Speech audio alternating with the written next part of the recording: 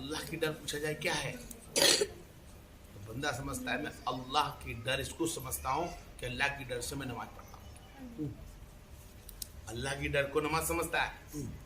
नमाज पढ़ो अल्लाह से डरता है, रोजा रखा अल्लाह से डरता है, सदका खैरात करा अल्लाह से डरता है, कुरान पढ़ो अल्लाह से डरता है। नहीं, ये अल्लाह की डर नहीं है।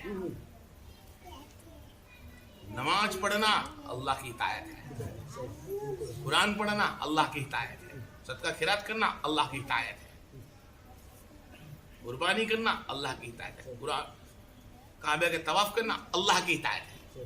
अल्लाह तेरी डर क्या है फिर? तेरी डर क्या?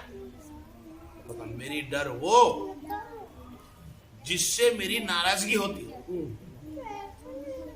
क्या होती हो? जिससे मैं नाराज हो जाऊं, वो डर रखो। मैं किससे डरता हूं और मैं अल्लाह किससे नाराज होता है? अल्लाह तू नाराज किस बात से है? कौन से बंदे से नाराज है? तो अल्लाह फरमाता है उस बंदे से मैं नाराज रहता हूं जिस बंदे को नमाज का मौका मिला हो और नमाज जानबूझ कर छोड़ देता हूं। हैया लस्सला की आवाज सदा सुनता हो और नमाज को चाहता ना, सुबह की अजान का उसको पूरा ख्याल हो और नमाज में खड़ा ना होता। डरे हो बंदा अल्लाह से कि अल्लाह तबारक व तआला ने वाहिद उसको दुनिया में पैदा किया तो सिर्फ उसकी इबादत के लिए, वाहिद उसकी इबादत के लिए, और किसी काम के लिए पैदा नहीं किया उसको। अल्लाह की जिम्मेदारी है उसको रोजी देना। तो अल्लाह की इबादत करके देख, सुबह की नमाज को कायम करके देख, और उसके बाद तो अपनी नीयत से निकल के मैं हक की हलाल की रोजी लेने निकलता हूं। अल्लाह की जिम्मेदारी हो जाती है कि उसको उसकी रोजी अता फरमाए। लेकिन बंदा रोजी की जिम्मेदारी अपने पे रखता है। क्या रखता है? अपने आप पे रोजी की जिम्मेदारी रखता है। अल्लाह के साथ नाइंसाफी करता है, खुद के साथ नाइंसाफी।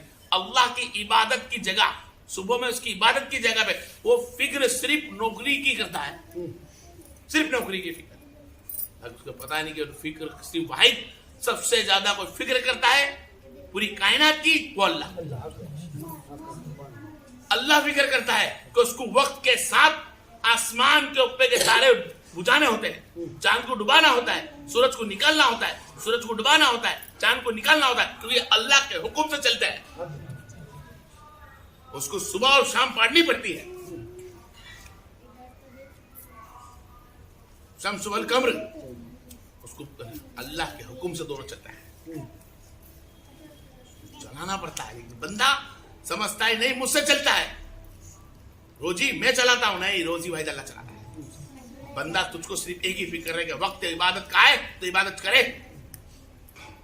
और जो बंदा नमाज जानबूझकर छोड़ देता है, जिल्नू अहमद रजा खान रहमतुल्लाह लिखा है, फतवा रजवी के अंदर जिल्नू के अंदर लिखा है कि जो बंदा जानबूझकर नमाज छोड़ देता है, अल्लाह हजारों बरस तक एक नमाज के बदले उसको जन्नत में जलाएगा। कितने बरस तक? हजारों बरस तक जन्नत की आग में जलेगा वो बंदा जिसने जानबूझकर नमाज छोड़ी। नमाज है, क्या समझ इस नमाज को? जिसको हम अभी आज हम लोग 26वीं तरावी पढ़ी इंशाल्लाह, सही है? 26वीं तरावी के हम सब शामिल हुए। 26वीं रमजान जा चुका है, चालू हो चुका है, 25वां पूरा हो चुका, 26वीं तरावी हो गई। जो बंदा नमाज जानबूझकर छोड़ता है, अल्लाह अफ़ज़ल उससे बहुत नाराज होता है, इतना नाराज होता है, इतना उनसे मुलाकात करने का किसी को भी हुक्म नहीं। ऐसे बंदों के साथ ना उठना ना बैठना, तो जानबूझकर नमाज छोड़ दे। यहां तक कि अगर हम सहाबी की दलील को ले लेते हैं और उनके हदीस को पकड़ लेते हैं, उनके करीब कुफार कौन था, तो सैयदना उमर फारूक अलैहिस्सलाम और कई सहाबा इकराम सलाम फरमाते हैं जो जानबूझकर नमाज छोड़ दे वो कुफार है।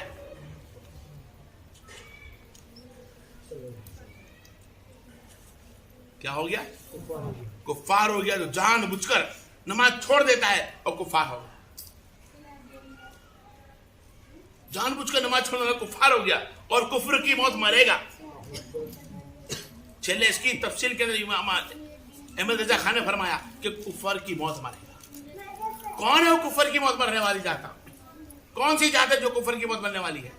जो इस्लाम में पैदा होगी, मुसलमान में पैदा होगा, इस्लाम के अंदर दाखिला लेता होगा, कलमा तैयब पे गूंगाता होगा, मुसलमान के घर में खाता होगा, नाम इस्लाम का बोल करेगा मैं मुसलमान हूं, लेकिन फरमाया नहीं कुफ्फार की मौत मरेगा। कौन है जो कुफ्फार की मौत मरेगा? कुफ्फार की मौत मरने वाली जात जो बेनमाजी हो जानबूझकर। दूसरा जो माँ का फरमान बेफरमादार हो। तीसरा हो जो इंसान एक दूसरे मुसलमान की गुबत रखता हो।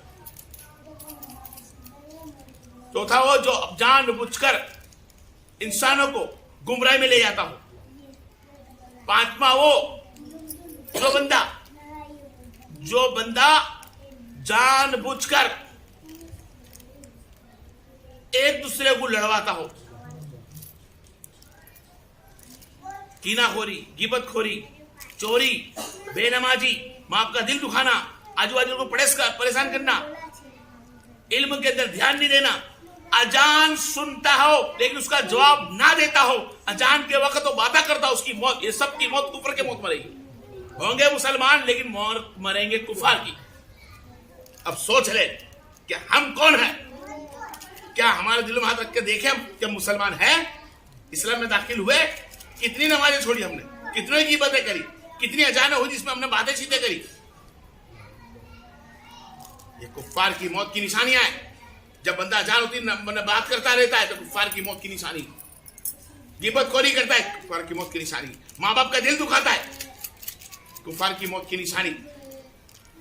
नेक बंदों की बदनामी करता है, नेक बंदों की बदनामी करता है, कुफ्फार की निशानी। किसी आलिम उलमा की चिड़ी निकालता है, कुफ्फार की मौत की निशानी। अपने शेख पुरी मुर्शिद को परेशान करता है, कुफ्फार की मौत की परेशानी निशानी। कुफ्फार की मौत मरेंगे तो जानबूझकर नमाज छोड़ दे। कब्र के अंदर 3 जगह तकलीफ आने वाली है। जो बेनमाजी होगा उसके लिए सबसे पहला होगा कि उस पर सांप मुस्तकिल कर दी जाएगी, सांप आग बढ़ा दी जाएगी, उसकी एक दूसरी पसले एक दूसरे में आ जाएगी। कोई बचाने वाला चिल्लाता रहेगा, कोई सुनने वाला नहीं उसकी आवाज को। वो मुर्दा सबकी आवाज सुन सकेगा, उसके बाद कोई नहीं सुनेगा। सरकार ने मेराज की रात में देखा, लोगों को एक पत्थर आता, उसके सिर पे कुचलता और पत्थर फिर उछल के उसके तक आता, खड़ा हो जाता, फिर कुचलता, फिर पत्थर उछल के दूर आ जाता, फिर उछल कुचलता। पूछा जिब्रील ये क्या है? बोले ये वो है जो बराबर सजदे नहीं करते थे, जो सजदे बराबर नहीं करते, उनकी ये हालत है। अच्छा ये कौन है जिसके होठ काटे जा रहे हैं? ये वो लोग हैं जिन्होंने किराते सही नहीं करी, रुकू सही नहीं करे, सजदे सही नहीं करे, कोमा सही नहीं करा, पांव सर के ना रखे। नमाज पढ़ते थे 5 वक्त की, लेकिन आलस में थे। आलस में जो नमाज पढ़ता है उसकी सजा है, तो जो नमाज नहीं पढ़ता वो कौन है? कयामत के एक औरत को देखा जाएगा, बुलाया जाएगा अल्लाह की बारगाह में। ए रब बोलेगा, ए उम्मत मुस्तफा सल्लल्लाहु अलैहि वसल्लम, ए मोहतरमा फरमा तू नमाज क्यों नहीं पढ़ती थी? तो औरत फरमाएगी, या अल्लाह मैं अपने आदिम की खिदमत में थी, मेरे बच्चों की देखभाल में थी, आदमी की खिदमत में थी, देख रेख बच्चों की खिदमत में थी, खाना पकाती थी, घर के कारोबार में थी, काम करती रहती, तेरी नमाज चली जाती थी। नमाज चली जाती, अजान की आवाज चली जाती, कुरान की तिलावत चली जाती, रोजे टूट जाती, बीमारी का बहाना बना लेती, हर काम मेरे से हो जाता और मेरे आदमी की खिदमत कर रही थी, बच्चे समाना करती। तो अल्लाह ताला उसको एक जात को बुलाएगा, ये मोहतरमा रुक जा।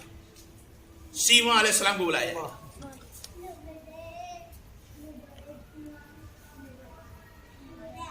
आसिया अलैहिस्सलाम को। किसको बुलाया जाएगा? आसिया अलैहिस्सलाम को बुलाया। आसिया अलैहिस्सलाम इधर आइए। आप आएगी जी। बोले जानती है कौन है? औरत बोली नहीं। बोले ये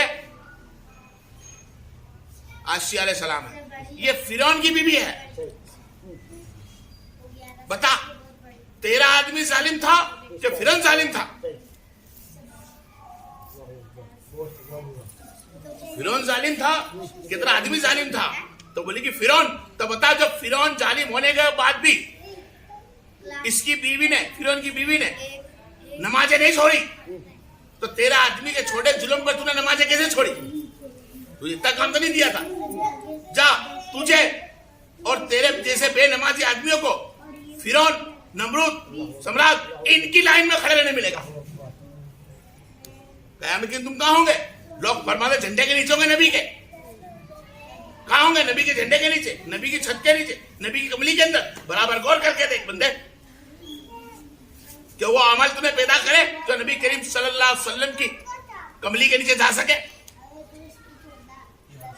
जो नमाज जानबूझकर छोड़ देते हैं, अल्लाह को राजी नहीं करते, नबी की सुन्नत नहीं अपनाते, वो फिरौन की लाइन में होंगे, नमरूद की लाइन में होंगे। उनके भेगी उनका हिसाब किताब होगा। वो उम्मत मोहम्मदिया भी होगी सल्लल्लाहु अलैहि वसल्लम, लेकिन उनकी लाइन में होंगे। क्यों? उन्होंने जानबूझकर नमाजें छोड़ी होगी, जानबूझकर कुरान छोड़े होंगे। उन्होंने बच्चे संभालती थी, तू संभालती थी, कितना रब संभालता था। सोचे मेरा भाई, समझे, हमारी बीवियों पे कितना दबाव ना दे और खुद हमें अपना पर नौकरी का दबाव ना ले। अल्लाह की हमदो सना करना है, अल्लाह की हमदो सना करे, उसकी जात को समझे, उसकी इबादत को करे। ये रमजान मुबारक का महीने के अंदर होने के बावजूद भी तुम देख रहे हो कितने मेरे भाई मेरी बहन है जो बीमारी का बहाना करके रोजे नहीं रखते, बीमारी का बहाना करके सही से नमाज ही नहीं हो रही है। तरावियों का सिर्फ नाम लिया जाता है, लेकिन तुम देखो मस्जिदें खाली होती है। 10 दिन या 5 दिन तरावी मस्जिद में भरती है, उसके बाद तरावी के अंदर से घसारा होते होते होते एक सब हो जाती है।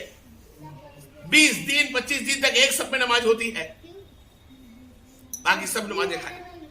योमिल जुमा आया, खड़े हो गए, जुमा का दिन है, आखिरी जुमा, अलविदा खड़ा हो गया। ये अलविदा जुमा है, तो इस दिन क्या है? ये भी वो नमाज है जो हर दिन जैसी है। नमाज तो नमाज होती है। आज योमिल जुमा का जुमा खुतबा है, वाहिद खाली खुतबा है, बाकी नमाज तो नमाज होती है। 2 रकात, 4 रकात नमाज होती है, 3 रकात मगरिबी नमाज होती है। उस वक्त नमाजें कहां गई? जानबूझकर नमाज छोड़ दिया हमने, हमारी बीवियों को छोड़ देगी। कोई वक्त की पाबंदी नहीं, अजान हो रही, हम बिंदास खड़े हैं। याद रखे, अजान की आवाज से नहीं सुन पाओगे, अल्लाह तबारक व तआला अजाब में मुतला कर देगा, अजाब नाक देगा। आज पूछो जो एतिकाफ वाले से बैठने वालों से, आज की जो डिग्री बताई गई है, 44 साफी लोग ने फरमाया, उस डिग्री के अंदर पंखे बिगर बैठ के दिखा, कूलर बिगर बैठ के दिखा, ऐसी बिगर बैठ के दिखा, नहीं बिठा पाओगे। अरे रोड पे निकलना मुश्किल है, शम्स की इतनी गर्मी है, जमीन की इतनी बफार है, कैसे रहेंगे मेरे भाई कब्र के अंदर? उस कब्र में कैसे रहोगे बरसों तक, जहां अल्लाह तबारक व तआला तुम्हें सिर्फ कब्र में डाल दिया जाएगा, रूह के साथ सजा मिलेगी, जिस्म सड़ता होगा, गरम गरम हवा के हिसाब से तुम्हारा बदन फूट जाएगा, कीड़े पड़ जाएंगे, तुम चिल्लाओगे। यहां पर एक कीड़े मकोड़ा आ जाता है तो उसके लिए तुम लाल ईंट काले ईंट लेके तुम दौड़ पड़ते हो, या चप्पल उठा के झाड़ू उठा के किसी कीड़े को मारने पड़ जाते हो। उस कब्र में तुमको हलने चलने का मौका नहीं देगा, तुम देख सकोगे, दर्द सहन कर सकोगे, मुसीबत सहन करोगे, आग का भड़कना जला होगा, सांपों का चलने का एहसास होगा, लेकिन तुम उसको हटा नहीं सकोगे। मौला इससे कैसे बचे? मेरे मौला ने फरमाया, डरो मुझसे, मुझसे डरो। क्या डरो? मेरे कानून को तोड़ने से डरो। मैंने तुम्हें मेरा नजराना दिया, अल्लाह अफ़ज़ल ने अपने पास का नजराना दिया, और नजराना लेके आने वाला कोई और जिब्रील नहीं, खुद मोहम्मद मुस्तफा है, और वो नजराना तुम्हें सौंपा है, उम्मत मोहम्मद को सौंपा कि अल्लाह का तोहफा नबी करीम लेकर आए और फरमाया, उम्मत मोहम्मदिया, ये अल्लाह का तोहफा मैं उम्मती को तकसीम करता हूं कि जब भी तुम कुछ गुनाह कर लोगे छोटे बड़े और 5 की नमाज पढ़ते रहोगे, तुम्हारे गुनाह को अल्लाह माफ कर दिया करेगा। तोहफा कौन सा लेके आए मेरे नबी? गुनाहों को मिटाने वाला, गुनाहों को मिटाने वाला तोहफा लेकर आए। लेकिन आज उस तोहफे को पकड़ने तैयार नहीं है। रमजान मुबारक आ गया, उसकी तरावी पे ध्यान नहीं दिया, नफिलों पे ध्यान नहीं दिया, रोजे पे सही ध्यान नहीं दिया। वाहिद हमने ध्यान दिया कि ईद आ रही है, सवाल का महीना है, उस पर कपड़े पहनने हैं, व्यवहार करना है। मेरी माँ के लाना पड़ेगा, बुरा लग जाएगा, मेरे भाई को देना पड़ेगा, बुरा लग जाएगा, मेरे पड़ोसी से बुरा लग जाएगा, मुझको लाना बुरा पड़ता है। यहां तक कि रोजी अगर बरकत वाली नहीं है तो कर्जे से और ब्याज से लाके पैसे भी कपड़े पहनाते हैं। गुनाह करके कपड़े लाना हराम से, उधार सुधार भीख मांग के कपड़े लाना, कहां पर की दोस्ती है भाई? गौर करके देखा, उमर फारूक अलैहिस्सलाम को किसी ने पूछा कि ईद का दिन है, खुशी नहीं मनाओगे? बोले कैसे खुशी मनाऊं? पता ही नहीं कि मेरी नमाजें कबूल हुई कि नहीं हुई, मेरी तरावी कबूल हुई कि नहीं हुई, मेरे रोजे कबूल हुए कि नहीं हुए। सहाबा होने के बाद ईद की खुशी मनाने में डरते हैं। हम कैसे हैं जिसको नमाज की भी फिक्र नहीं, कोई सदका खैरात की फिक्र नहीं, ना तरावी की फिक्र और ईद की फिक्र, खाली ईद की फिक्र। लोग ने व्यवहार बना रखा है, ईद को व्यवहार में डाल दिया।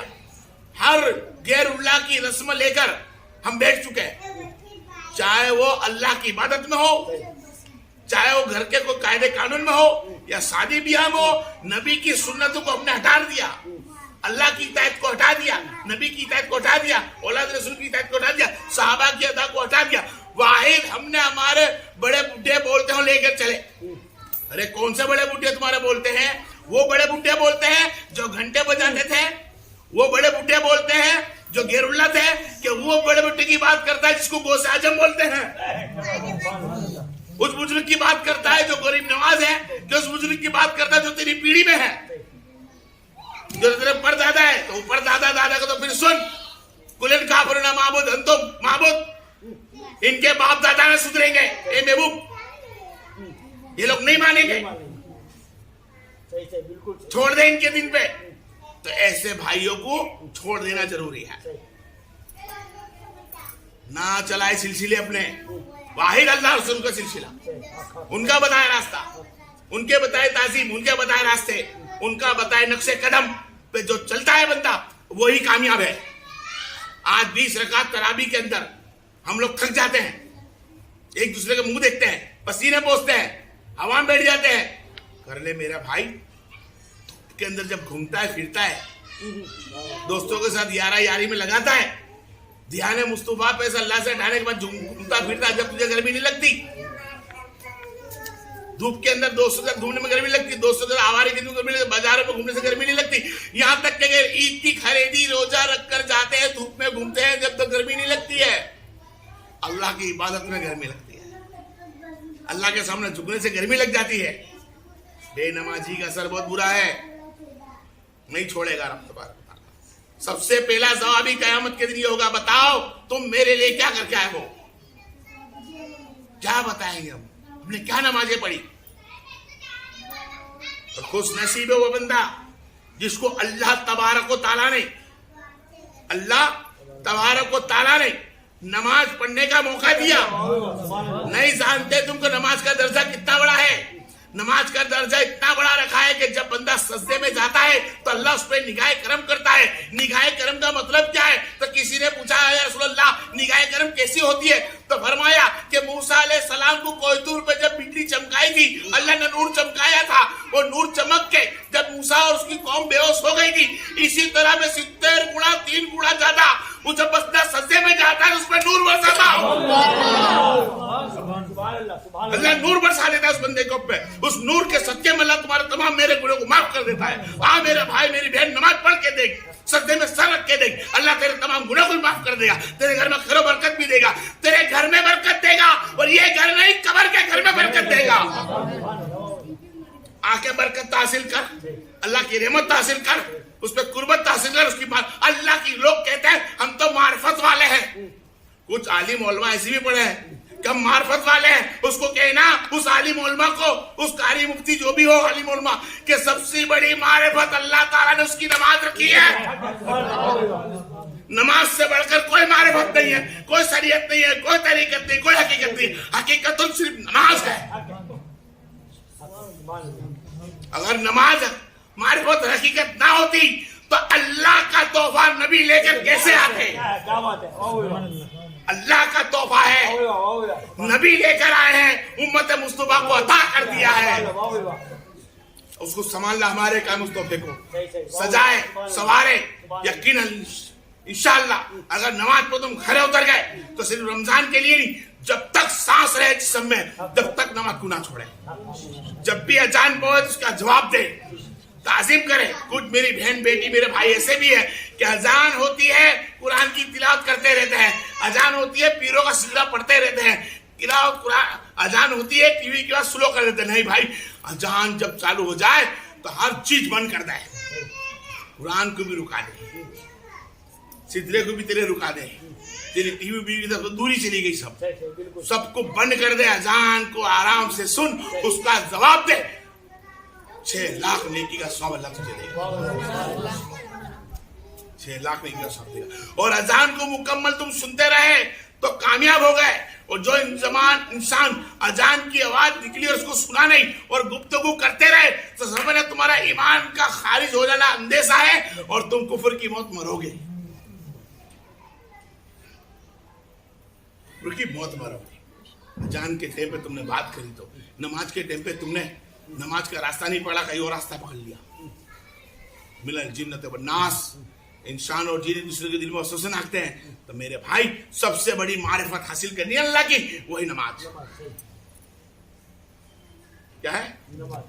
दीन का सुतून है। क्या है? इस्लाम के दीन का सुतून। सुतून का मतलब होता है नमाज पिल्लर है। अरे पिल्लर ही ना रखे तूने तो तेरा धाबा भराएगा कब भराएगा? आ रही कि नहीं? आखिर दावना अल्लाह ताला से दुआ है, हर हाल में अल्लाह ताला तुमको मुझको नमाज की तौफीक फरमा दे, अल्लाह ताला वक्त पे चलने की तौफीक फरमा दे, तमाम औलाद रसूल से मौत की तौफीक फरमा दे, और तमाम आलिम उलमा की कदर इज्जत करने की तौफीक फरमा दे, और हाल में लबों पे ही ना रखे।